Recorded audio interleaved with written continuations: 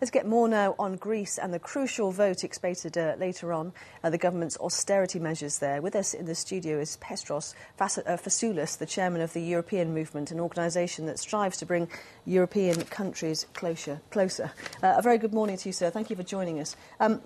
Fairly stark and grim warnings from the Greek Prime Minister about what might happen if these votes on the latest round of austerity measures don't go through. What did you make of that? Well, I think they're desperate to make the case with the people that this pain is required if the country is going to survive the next week and the next month. Unfortunately, though, they are not persuading the Greeks because they feel that only a certain part of the population is carrying far too much of the burden. They would like to see the professions, for example, being opened and bureaucratic administration being mainstreamed, make sure that the whole of society takes some of the burden with it. Where do they see the issue then? Who do they think isn't carrying the main burden and should be?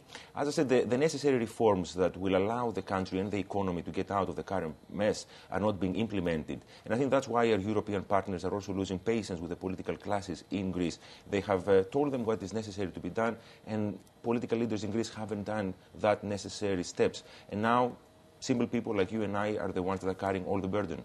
Do the Greek people still want to be in the euro? Very much so. There was a poll right before Christmas, and the overwhelming majority of the Greek people understand that the future of the country is within the European Union. But I think it's imperative for our partners as well to give Greece as a whole a bit more credit and allow it to get out of the current mess. And imposing more and more austerity is not going to do that. We were hearing from our correspondent in Athens a little bit earlier this morning, and he was talking about a wave of fairly strong anti-German feeling in Greece because they feel like they're being dictated to economically by Berlin. Is that a view that you would share? I certainly wouldn't share that view, and I don't think the majority of the people feel that way. It's an understandable sentiment against what they perceive as external interference, but it's not the hardcore mainstream perception of the problem. Most of the anger is targeted towards political leaders within Greece rather than European leaders. The European leaders, though, expressed their frustration, didn't they, at the end of last week with the latest round of measures? They didn't feel they went far enough, and they're also a little frustrated with Greek politicians because they feel they're drafting these bills but not actually implementing the measures that are required. Is that a fair assessment? I think it's fair. It's been now 2 years that political elites in Greece, across the political spectrum, has been promising things and not delivering.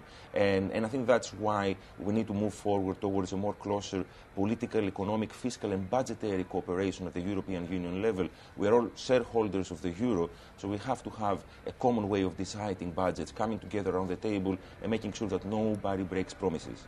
Lucas Papademos is right, though. Default isn't really an option, is it, because of the consequences and implications potentially of that? Indeed, it will be catastrophic for the country and it will be unpredictable for the Eurozone as a whole. I think the banking sector within Europe and across the world is still very sensitive, is still recovering from the 2008 credit crunch, and the last thing we want to do is see banks get a major hit from a possible sovereign default.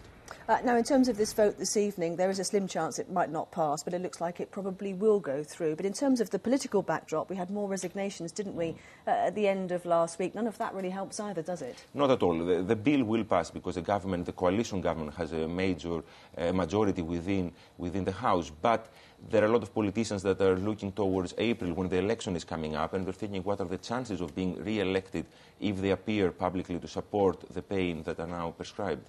Well, PETROS Fassoulas, we're very grateful for your time this morning. Thank you so much for joining us this morning.